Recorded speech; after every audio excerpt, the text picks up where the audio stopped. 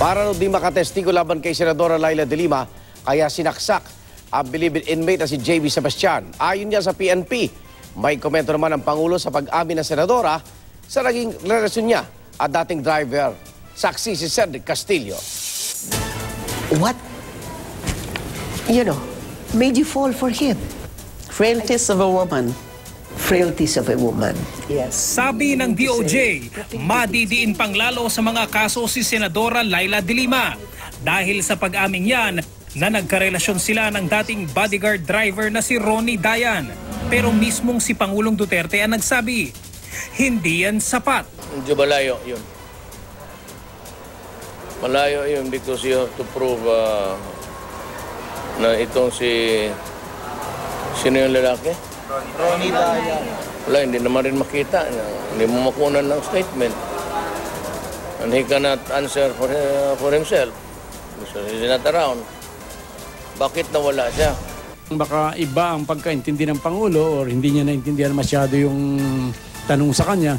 Ano't anuman, magkatuwang ng hinahanap ng PNP at ay si Dayan, itinurong bagman ni de Lima sa bilibid drug trade na pinaaresto ng Kamara dahil sa pag-isnab sa hearing nila sa issue. We were told that the Ronnie Dayan is being protected by some high public officials in his home province of Pangasinan and other northern provinces up to Baguio. Hindi na namin alam talaga kung saan siya nagpunta. Baka pinatay na siya o ano. Kaya hindi na namin talaga alam kung nasaan siya. Hindi na po siya talaga nagpaparamdam kahit text. Kahit text. Iniimbestigahan na rin ng Kamara ang saksakan sa bilibid nitong Setyembre na ikinamatay ni Tony Co. At ikinasugat ng 3 iba pa kabilang si JB Sebastian na taga-kubra raw ng drug money ni de Lima sa bilibid. Sabi ng PNP, hindi raw riot kundi 2 magkahiwalay na pananaksak ang nangyari.